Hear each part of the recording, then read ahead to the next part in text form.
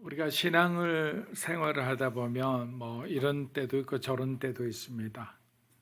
그런데 특별히 그리스도인들, 특히 신실한 그리스도인들에게는 하나님을 열심히 믿는데도 내 삶에 아무런 변화와 열매가 없다는 데 대해서 우리는 절망하기도 합니다. 때로는 의심하기도 합니다. 그래서 그런 시간이 찾아올 때마다 너무나 암울하고 답답한 어떤 마음을 우리가 가눌 길이 없습니다. 예배를 드리고 말씀을 듣고 기도도 하지만 내 영은 하나님을 갈망하지만 내 마음과 육체는 세상을 향해서 이렇게 기울여지는 것을 볼 때 우린 자신에게 이런 질문을 던지게 됩니다. 나는 지금 누구를 바라보며 어디에 마음을 두고 있는가? 이스라엘도 바로 그 질문 앞에 서 있었습니다. 그들은 메시아를 기다리고 있었지만 기다림이 길어지자 그들의 시선이 하나님이 아니라 다른 것을 바라보기 시작했습니다. 율법을 바라보았고 어떤 제사를 바라보았고 장로들의 가르침을 바라보았습니다. 그리고 오늘 세례 요한이 이스라엘에서 가장 소위 핫한 인물이 되자 그들은 이제 세례 요한을 바라보고 있는 거예요. 사람들은 요한을 바라보고 속삭였습니다. 혹시 이 사람이 아닐까? 우리를 이끌 리더가 이스라엘을 새롭게 세울 바로 그 사람이 메시아가 이 사람이 아닐까 이렇게 생각하기 시작했던 거예요. 이러한 반응은 단순한 기대가 아니라 사람의 마음이 자연스럽게 흘러가는 그런 경향을 보여줍니다. 우리는 언제나 우리 눈에 보이기에 굉장히 능력 있는 사람, 많은 것을 가진 사람들, 나의 문제를 당장 해결해 줄 것 같던 사람에게 왠지 마음이 끌리는 거예요. 그 사람이 마치 나의 구원자 같을 때가 있어요. 왜? 하나님은 잘 안 보이시잖아요. 잘 느껴지지도 않아요. 그렇게 울며 간절히 기도해도 하나님은 찾아오시지 않은데 어떤 사람은 나에게 와서 어떤 기회를 주기도 하는 거예요. 그런 어떤 현실에 그리고 영적인 사실과 현실의 괴리감은 우리의 신앙을 좀 더 혼란스럽게 만드는 거예요. 그러나 요한은 사람들의 기대를 단호하게 바로잡습니다. 누가복음 3장 16절입니다. 요한이 모든 사람에게 대답하여 이르되 나는 물로 너희에게 세례를 베풀거니와 나보다 능력이 많으신 나는 그의 신발끈을 풀기도 감당하지 못하겠노라. 그는 성령과 불로 너희에게 세례를 베풀 것이다. 정말 이런 요한의 마음을 우리가 가질 수 있었으면 좋겠습니다. 요한이 이 말을 한 이유는 자신을 무작정 낮추고자 한 의도가 아니었어요. 사람들의 시선이 잘못된 곳을 향하고 있었기 때문에 요한은 사람들이 오직 예수만을 바라보기를 원했던 거예요. 그리고 오늘 우리가 이 말씀을 공부한 이유도 바로 이것입니다. 나는 지금 누구를 바라보고 있는가? 여러분이 가장 힘들 때, 여러분이 가장 고통스러울 때 여러분은 지금 누구를 바라보고 계십니까? 누구에게 구원을 바라고 있습니까? 가족입니까? 부모님입니까? 예수님께서 세례를 받으실 때 하늘이 열리고 성령이 임하셨습니다. 여러분, 이 장면은 단순한 어떤 영적인 사건이 아니라 하나님께서 이 질문에 대해서 직접 대답하신 사건이, 우리를 새롭게 하시는 분은 바로 오직 예수 그리스도이심을 하나님께서 하늘에서 직접 증명해 주신 사건이. 그래서 오늘 그 이유를 우리는 오늘 본문 말씀처럼 함께 찾아보면 좋을 것 같습니다. 첫째, 사람은 스스로 자신을 바꿀 수 없는 존재임을 인정해야 한다라는 거예요. 자, 이 말씀은 그 무슨 말씀인가? 요한은 사람들의 시선이 자신에게 몰릴 때 자신이 할 수 있는 일과 자신이 할 수 없는 일을 분명히 구분할 줄 알았어요. 그는 나는 물로 너희에게 세례를 베푼다. 이것은 세례 요한에게 주어진 사명, 세례 요한이 할 줄 아는 그런 어떤 일이었어요. 다시 말해 요한이 할 수 있는 일은 사람을 변화의 자리까지 데려가는 거예요. 그들이 죄를 보게 하고 돌이켜야 한다는 사실을 깨닫게 하는 것까지는 세례 요한이 할 수 있는 거예요. 마치 율법이 우리를 정죄하고 우리가 죄인이라는 것을 깨닫고 각성하게 하듯이.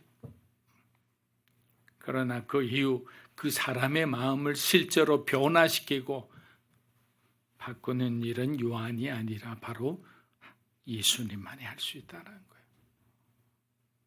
저도 여러분의 마음을 바꿀 수 없고 장로님이나 집사님도 그래요. 조언을 하고 격려를 하고 지원을 하고 후원을 할 수 있어도 그것이 그 사람의 마음을 바꿀 수가 없습니다. 그 본질은. 그래서 요한은 이렇게 고백합니다. 나는 그의 신발끈을 풀기도 감당하지 못하겠노라. 당시 여러분 히브리 문화에서 남의 신발끈을 푸는 일은 가장 낮은 그런 하찮은 종에게도 맡기지 않을 만큼 천한 일로 여겨졌습니다. 그런데 요한은 예수님 앞에서 그 일조차 자신에게 감히 할 수 없는 일이라고 그렇게 고백하고 있는 거예요. 요한의 고백은 이런 뜻이에요. 예수님은 너무나 크고 너무나 위대하시고 너무나 거룩하신 분이다. 내가 할 수 있는 가장 낮은 일조차 그분 앞에서 내가 감히 손댈 수가 없다라는 거예요. 사랑하는 여러분, 우리의 문제는 변화가 필요하다는 사실을 모르는 것이 아니에요. 다 알아요. 여러분도 알고 저도 다 알아요. 문제는 변화의 능력이 우리 안에 없다는 사실을 너무 쉽게 있는 데 있는 거예요. 우린 자주 결심하는 거예요. 이번엔 달라지겠다. 검연하겠다. 운동하겠다. 이번엔 끊겠다. 이번엔 절대 무너지지 않고 내가 물러서지 않을 거야. 다 이루신 분 손 한번 들어보세요. 하지만 조금 지나면 또다시 같은 자리, 같은 마음, 같은 습관 앞에 서 있는 자신을 발견합니다. 마음은 움직였는데 삶은 그대로인 이유는 분명한 거예요. 우리 안에는 변화를 일으킬 힘이 없기 때문에. 요한은 이 사실을 누구보다 잘 알고 있었습니다. 그래서 말합니다. 나보다 능력이 많은 이시가 오실 거다. 요한이 말한 능력은 더 강한 결심이나 인간적 의지가 아니라 사람의 마음을 실제로 새롭게 하는 능력을 가지신 분이 오신다는 거예요. 그분이 누구십니까? 예수 그리스도. 그래서 우리의 신앙의 첫 번째 걸음은 나는 변화가 필요하다는 각성이 아니라 나는 스스로 바뀔 수 없다라는 그런 고백인 거예요. 하나님, 저는 제가 아무리 노력한다고 해서 제 스스로 바꿀 수 없습니다. 작은 습관조차 바꿀 수 없는데 어째 하나님께 제가 이렇게 여러분들이 고백해야 하는 거예요. 여러분, 이 고백은 우리의 약함을 드러내는 것이 아닙니다. 바로 이것은 은혜의 문을 여는 열쇠인 거예요. 하나님 앞에 이렇게 고백하면서 하나님은 우리의 삶에 들어오셔서 우리의 삶을 바꾸고 우리의 생각을 바꾸고 우리의 가치관과 우리의 세계관을 바꾸셔서 하나님이 원하시는 그 삶과 선택과 그리고 그 어떤 열정으로 나아갈 수 있도록 그렇게 우리는 순종하기만 하면 되는 거예요. 둘째, 예수님만이 성령과 불로 우리를 새롭게 하시는 분이다. 자, 앞에 내용과 좀 이어진 내용인데요. 요한은 뭐라고 했습니까? 여러분, 이렇게 됐죠. 그 3장 16절 다시 한번 읽어보겠습니다. 성령과 불로 너희에게 세례를 베푸실 것이요. 네, 자, 성령의 세례는 새로운 감동을 주는 정도가 아니라 새 마음을 창조하시는 일이라고 했어요. 자, 그럼 이전의 마음 어디 갔어요? 성령이 오셔서 옛 마음을 다 불태워버린 거예요. 죄된 마음들, 나쁜 생각, 미운 마음들, 상처난 마음들, 혼자 그냥 아픈 마음들을 깊이 그냥 20년 동안 묵여놨더니 안에서 굶어서 완전히 그냥 손도 대지 못한 그 모든 것을 성령의 불이 마치 엘리야가 갈멜산에 있을 때 하늘에서 내려온 불이 그 모든 물의 그 밑바닥까지 다 핥아가지고 없애듯이 우리 마음에 있는 걸 다 핥아버리는 거예요. 태워버리는 거예요. 말라버리는 거예요. 욕망이 우리의 결정을 흔들고 상처가 반응을 만들고 죄성이 우리가 가야 하는 그 길의 방향을 비틀어 버리는 우리의 상한 영혼 깊은 곳에 바로 그 자리에 성령이 들어오셔서 새 생명의 숨결을 불어넣는 거예요.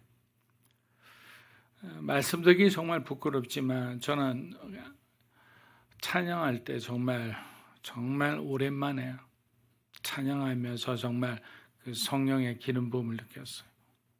정말 손이 떨리고 가슴이 떨리고 그래서 하나님께 정말 죄송하고 감사했습니다.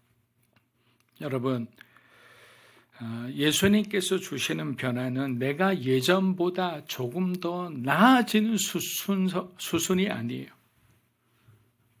옛 사람이 죽고 새 사람이 되는 사건이, 그러니까 완전히 다른 어떤 사람이 되는 거예요.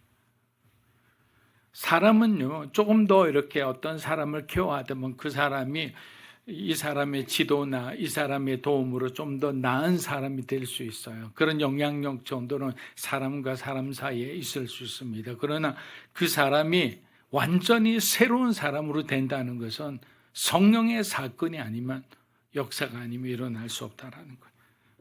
여러분, 이건 신학적으로 말하는 중생인 거예요. 위로부터 다시 태어남. 이게 중생의 의미입니다. 위로부터 다시 태어난다. 하늘에서 일어난 사건이라는 거예요. 그리고 본문이 말하는 불은 단순한 심판의 불을 의미하지 않습니다. 죄를 태워 없애고 거짓된 욕망을 정결하게 하며 하나님을 향한 사랑을 회복시키는 회복의 불이라는 거예요. 우리가 스스로 태울 수 없는 것들을 친히 다 태우셔서 우리를 새롭게 만들고 우리를 하나님 앞에서 정결하고 거룩한 사람으로 만드는 것이 바로 성령의 불이라는 거예요. 우리는 성령의 불이라면 마치 심판의 불만 생각하는데 그게 아니에요. 우리를 향해서는 하나님은 회복의 불이 되는 거예요. 성령은 우리를 살리고 불은 우리를 비우고 정결케 하십니다. 그런데 여러분 잘 들으세요. 여기서 많은 사역자와 많은 그리스도인들이 실패하는 이유가 있어요. 자, 살아났는데 우리가 우리 안에 있는 것이 비워지지 않으면 어떻게 될까? 또다시 옛 패턴이 살아오고 옛 사람의 모습이 그대로 나타납니다. 그래서 처음에 변했다고 생각한 사람이 몇 개월에 나타났는데 옛날처럼 말이 거칠고 이기적이고 아주 독선적인 그런 모습을 보인다면 바로 이게 소위 말하면 영적인 요요 현상이 나타난 거예요. 비워지기만 하고 채워지지 않으면 다시 공허로 돌아가는 거예요. 뭘 채워야 됩니까? 말씀을 채워야죠. 사랑을 채워야죠. 하나님이 주신 은혜로 채워야죠. 그리고 직접 우리가 선교나 전도나 교회를 봉사하면서 여러분들이 할 수 있는 이웃에서 직장에서 그리스도인의 모습으로 그 삶의 열매로 채워 넣어야 되는 거예요. 말씀도 안 보고 기도도 안 하고 그러면 결국에는 어떻게 됩니까? 저나 여러분이나 바짝 마른 나무처럼 그렇게 죽어가는 거예요. 자, 마지막 셋째, 예수님은 낮아지심으로 하나님 나라를 여시는 분이십니다. 여러분, 예수님은 죄가 없으셨습니다. 그런데 죄인의 줄에 서셨습니다. 사람들 따라 이렇게 뒤에 서셔서 예수님의 순서가 오셨을 때 예수님은 세례를 받으셨어요. 여러분, 이 한 장면이 모든 것을 말해줍니다. 우리가 하나님께 갈 수 없으니 하나님께서 우리의 자리로 오셨습니다. 이게 복음의 가장 중요한 원리잖아요. 우리가 찾아간 게 아니에요. 우리가 먼저 회개한 게 아니에요. 우리에게 회개할 마음을 주시고 우리에게 교회 가고 싶은 마음을 주고 그리고 교회 갈 수 있는 의지를 주신 분이 다 성령의 역사라는 거예요. 그리고 그분이 내려가신 그 물속이 바로 우리가 다시 시작하는 자리입니다. 누가복음 3장 21에서 22절입니다. 백성이 다 세례를 받을새 예수도 세례를 받으시고 성령의 비둘기 같은 형체로 그의 위에 강림하시더니 하늘로부터 소리가 나기를 너는 내 사랑하는 아들이라. 광야로 나온 많은 사람들은 모두 세례를 받았습니다. 이때 받은 세례는 요한의 세례였어요. 그러나 오순절 다락방에 임한 120문도를 통해서 내려온 세례는 성령 세례였어요. 그런데 놀라운 사실은 세례를 베푸실 분인 예수님께서도 바로 요한 앞에, 세례 요한 앞에 섰다라는 거예요. 회개의 세례가 필요한 죄인의 자리에 스스로 들어오신 거예요. 예수님은 죄가 없으신 분이지만 죄인들과 동일시하기 위해 우리같이 낮아지기 위해서, 우리와 같은 자리까지 낮아지기 위해서 세례를 직접 받으신 거예요. 이 낮아지심은 앞으로 십자가에서 죽기까지 낮아지실 예수님의 길을 미리 보여주는 사건입니다. 예수님의 세례를 받고 기도하실 때 세 가지 사건이 일어납니다. 첫째, 하늘이 열렸습니다. 여러분, 히브리 세계관에서 하늘이 열린다는 표현은 단순한 장면 묘사가 아닙니다. 하나님의 영역이, 하나님의 권위가 인간의 세계, 지금 내가 있는 이 세계에 내려와서 이 사건과 이 상황을 통제하고 다스린다는 그런 의미예요. 자, 예수님이 세례를 받으실 때 하늘이 열린다라는 것은 하늘이 이 장면을 주목해 보고 있고 이 장면을 하늘의 권위 아래서 이루어진 장면임을 마치 공인하는 거예요. 예수님이 세례를 받으실 때 하늘이 열렸다는 것은 하나님께서 이 구원의 사역을 하나님이 직접 인정하셨다라는 의미잖아요. 자, 둘째, 어떤 일이 일어났습니까? 성령께서 비둘기 같은 형체로 내려오셨습니다. 누가는 성령이 비둘기 같은 형체로 임하셨다고 기록합니다. 여러분, 이것은 단순한 어떤 상징이 아니라 예수님께서 성령을 실제로 경험하셨다라는 것을 시각적으로 묘사하는 거예요. 여러분 생각해 보세요. 30세 이전의 예수님의 평생의 삶에서 예수님에게 신적인 능력이 나타난 적이 있나요? 없죠. 평범하게 사셨어요. 또 그 삶도 예수님에게 허락된 하나님의 어떤 사명이었어요. 그런데 어느 순간에 갑자기 스위치가 바뀌게 됩니다. 다른 불이 켜지는 거예요. 그 순간에 예수님은 하나님이심을 자각하기 시작했고, 그리고 그의 능력이 드러나는 시간은 바로 여기 있는 성령 사건 이후에 예수님은 실제적인 어떤 성령의 사역으로 임하게 되는 거예요. 여러분, 창세기에서 비둘기는 무슨 상징입니까? 새로운 세상의 시작을 알렸죠. 노아가 보낸 비둘기는 새 창조의 시작을 전하였습니다. 또 창세기 1장 2절을 보면 하나님의 영이 혼돈 위를 운행하시며 창조에 동역하시는 모습을 봅니다. 그 부분이 바로 성령을 표현한 부분이에요. 이처럼 누가는 성령이 예수님 위에 임하심을 통해 예수님이 새 창조 그리고 회복의 나라를 시작하실 분임을 우리에게 보여주는 거예요. 의미가 없는 것은 성경에 어떤 한 구절도 없습니다. 그렇습니다. 예수님은 하나님의 기름 부음 받은 그리스도로서 성령의 능력으로 바로 하나님 나라의 이 복음을 이루기를 원하셨던 거예요. 돌아보면 마음이 평안한 사람들의 공통점이 있습니다. 그들은 자기 의에 매이지 않고 자기 의에 붙들리지 않습니다. 그들은 하나님의 뜻에 자신을 복종한 사람들이 누리는 기쁨과 평안이 그들의 삶에 나오는 거예요. 의에 붙들리고 자기 연민에 붙들리면 결국에는 이 하나님 나라를 우리 마음속에 품고 싶어도 품기가 힘든 거예요. 마지막 셋째 뭐가 되어 있습니까? 하늘에서 음성이 들렸습니다. 자, 너는 내 사랑한 아들, 내가 너를 기뻐하노라 라고 되어 있습니다. 여러분, 이 말씀은 시편 2편에 너는 내 아들이다 라고 한 것과 이어지는 말씀이죠. 이사야 42장에 보면 뭐라고 되어 있습니까? 내가 기뻐하는 나의 종이라고 표현한 것이 바로 구약에서 말하는 예수님이시죠. 즉 예수님은 하나님이 보내신 왕이면서 동시에 고난의 길을 걸어가신 그리고 하나님의 뜻을 이루실 종이라는 사실이 선포된 거예요. 하늘은 예수님을 사랑하는 아들이라 부르지만 그 아들을 동시에 종의 길, 고난의 길로 부르신 거예요. 여러분, 어떤 부모가 고난의 길로 자기 아들을 부릅니까? 부르지 않죠. 그러나 하나님의 아들이라 부르신 그분이 우리를 위해 낮아지셨다는 사실이 바로 우리가 믿고 우리가 따르고자 하는 복음의 시작인 거예요. 말씀을 마무리하겠습니다. 사랑하는 여러분, 예수께서 성령과 불로 세례를 주신다는 요한의 말은 단순한 선언으로 끝나지 않습니다. 누가는 곧 이어지는 장면을 통해 예수가 오실 때 어떤 일이 일어났는지를 아주 현실적으로 보여줍니다. 누가복음 3장 17절입니다.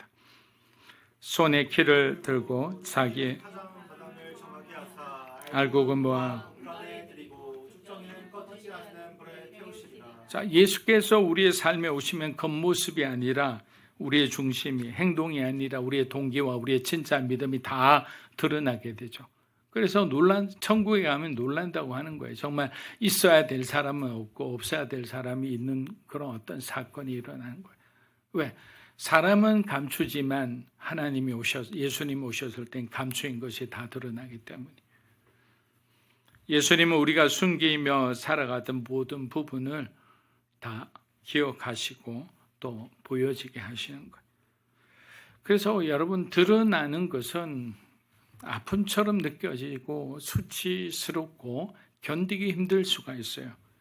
그러나 하나님께서 드러내시는 것은 괜찮아요.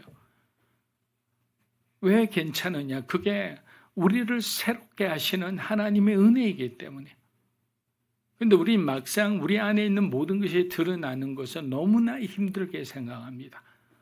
우리 주변의 친구들과 단절될까 봐 막 두려워합니다. 여러분, 괜찮아요. 그렇게 단절되면 하나님께서는 새 사람으로 만들어 이 사람에 맞는 새로운 친구들과 새로운 사람들을 붙여주시는 거예요. 그런데 우리는 그것을 자꾸만 그 하나님을 온전히 신뢰하지 못하니까 새로운 어떤 부분에 대한 도전을 우리가 두려워하는 거예요. 누가는 이 복음의 선명함을 보다 구체적으로 보여주기 위해 요한과 헤롯의 이야기를 덧붙입니다. 헤롯은 요한의 책망을 들었죠. 그런데 헤롯은 요한을 두려워했다고 나중에 나옵니다. 왜? 요한이 어마어마한 영적 영향력을 가지고 있었기 때문에. 요한의 한마디에 구름대 같은 백성들이 여기로 우측으로 좌로 우측으로 움직였기 때문에. 그런데 그런 요한을 옥에 붙잡아 가두었습니다. 여러분, 그가 은혜를 거부한 것은 요한이 틀렸기 때문이 아니라 진리가 자신의 마음을 흔드는 것을 감당할 수 없었던 거예요.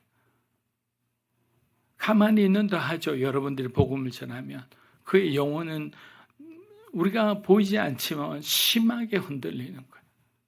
그래서 복음을 전하는 일은 멈춰서는 안 됩니다. 사랑하는 여러분, 예수님이 우리 안에 들어오신다는 사실, 그리고 우리 안에 들어오시는 동시에 두 가지 일이 드러난다 했죠. 내가 죄인이라는 사실과 그 죄인을 주님이 죽기까지 사랑하셨다는 사실입니다. 이것이 바로 은혜의 가장 깊은 자리이자 우리가 반드시 기억해야 되는 시간입니다.